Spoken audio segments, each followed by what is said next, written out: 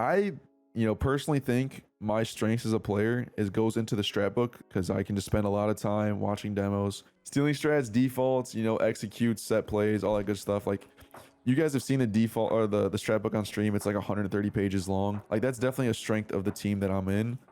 But where this can go wrong is like, our team play and communications. And this is something we actually ran into, and it became like a pretty apparent problem of the team. And so I wrote out like a couple ways that you can help fix your comms on the team, because I've dealt with this on teams in the past before, and I think I finally like, really found like a good way to recognize the problems at hand and then find solutions for them. So this is how to improve your comms pretty much. First thing you gotta do with this issue, just recognize if it's an issue or not. To find out if this is an issue, record a VOD of your scrim, not just like the demo, but like a VOD where you can hear people talk, and then listen to it and like watch the VOD back and see if people are calming enough or not, or over calming. Recognize what the issue is. Is it people calming too much, or is it people calming too little? And then there's gonna be different solutions for each, okay? So if the problem is people calming too many things, overcrowding the comms, you gotta recognize what things don't need to be said. And these are what I would call givens, things that are given.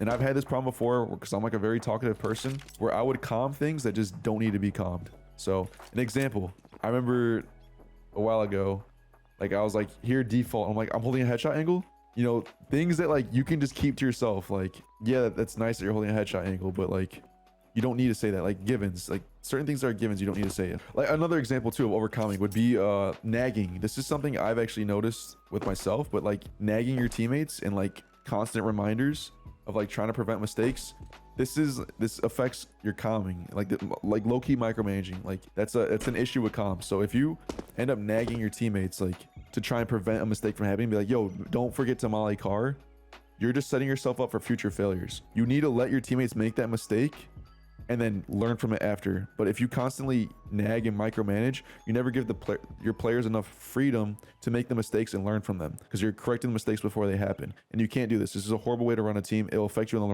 the long run. Because if they get used to you micromanaging, then they can only function when you're at your peak performance of micromanaging. And that takes away from your own game of calling or whatever you're doing, even if you're not the IGL.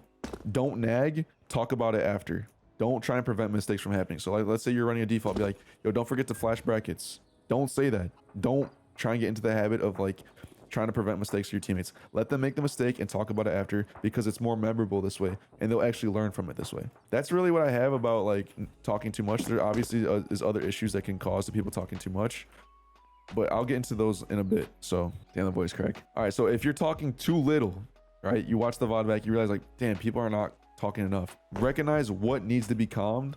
I have a whole list written out of things that need to calm. I'm about to read this off to you, okay? So like, and there's obviously more to this, but some things that you just need to calm as a player or as an IGL is what you see, util you're throwing, util the enemy team is throwing, the map control that the enemy team is taking, the map control that you currently don't have, the map control you're taking, numbers of like sites. So oh, there's 2A, 3A. You want to calm the numbers that you hear of your enemies, or C. Enemy positions, when where the enemy's at. That's a pretty given one. Rotates, if you hear the enemies rotating. Sound cues, any type of sound cues, steps, nade pin, pulls. What you're peeking, calm this before you peek it. If you're gonna be like hard entering brackets on a brackets take, be like, I'm peeking porch, so your teammates know to peek arch, and trade off of that, so you're not peeking the same angle. Who's entering? So if you're calling a strat like an execute, be like, all right, I'll entry, just so people know to play off of you, so you're not all like running at the same time. Status updates, this is a huge one.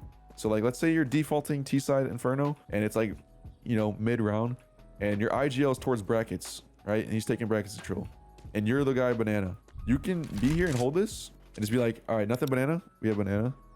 And then like 20 seconds later, just be like, still nothing banana. Just like these simple status updates just makes it so much easier for your IGL to paint this picture of what's going on in the map in his head, so he can make easier calls. Obviously he can look at the radar, but looking at the radar and seeing a dot holding here doesn't give you all the information you need, because you could be holding here and there's a smoke down and it'll still look exactly the same as if you're holding here and there wasn't a smoke down. So status updates is a really important thing for you to be calming, especially if you're on a team. Just be like, still nothing, still nothing. Map control coordination, if you're like, before you go for like any type of map control take, there's areas of the map that are like desired pieces of map control. So it's contested areas, banana, brackets, apps. These are all contested areas. Usually when you go into and enter an area like this, you need to be coordinated before you enter it. Like some type of take that you guys are all on the same page together about. So be like, okay, we're going to do our fundy brackets So everyone knows someone's gonna smoke this off, someone's gonna molly this. Okay, or all right, guys, we're gonna contact brackets. And then people know just to not throw anything. Okay, we're gonna pop brackets, so they know just to flash. You have to have coordination here. Doesn't matter what the coordination is,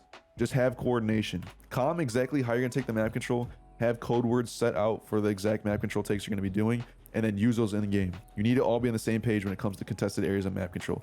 When you're like coming up through fucking here, you don't need to be calming like anything, because this is a given area of map control. You're safe here.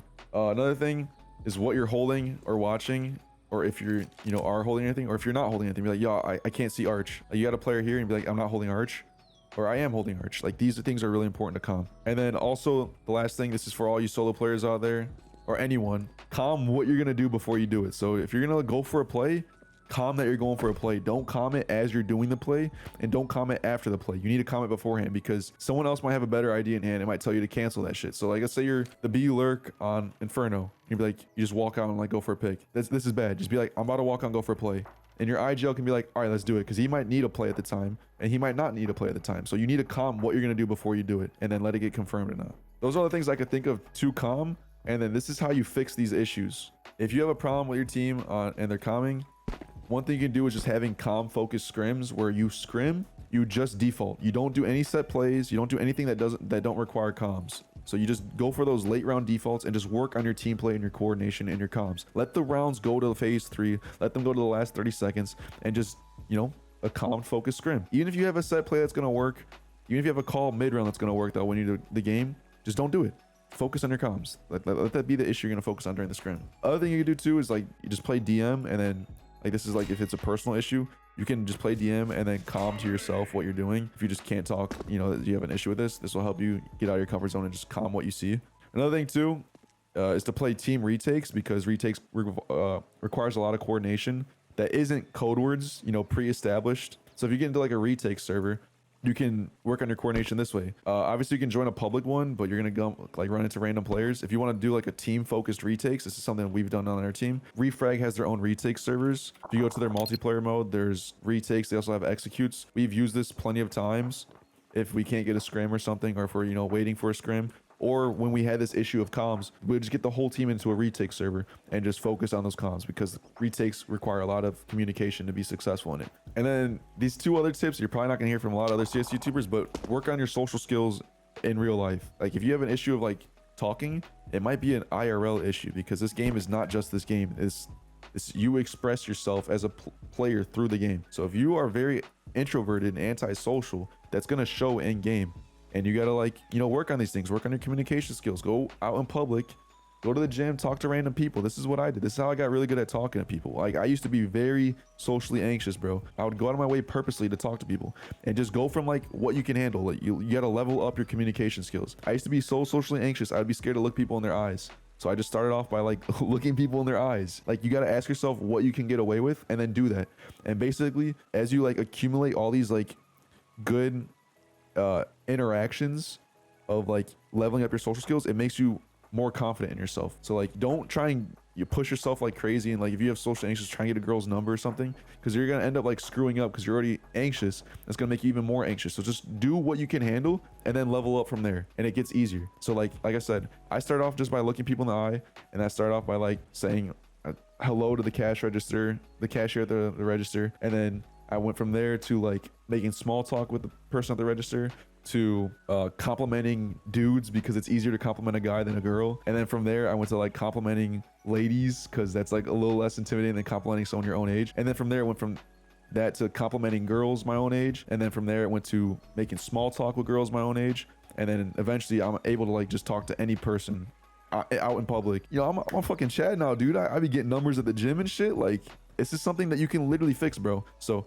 if you have communication problems in game, it could also be an out of game issue that you can still work on. Like, this is what you got to do. The last thing you could do, if this is a issue, be introspective, sit with yourself, and recognize what problem you have. Is it calming too much? Is it calming too little? And see where that comes from, because it can be some deep shit. You might have some shit from when you're younger that used to get punished for things that you didn't do wrong or something. So you have a need to constantly explain yourself. So this is where it leads to overcalming. Or you used to get in trouble for talking, so then now you just feel like you don't need to talk that much. And like, there's some deep shit that goes into this game that people don't realize. So be introspective and see if you really do have a communication issue, see what it is. You know, think back in your childhood. I can't give you an answer for this. You can though, and just question it. Sit with yourself, question it, and you'll eventually find an answer, like an actual deep answer. Like I know for me, I used to have like a little bit of a communication issue. I still do. I have a need to constantly justify myself. If I have a certain position on a topic, I have to justify myself, and it's because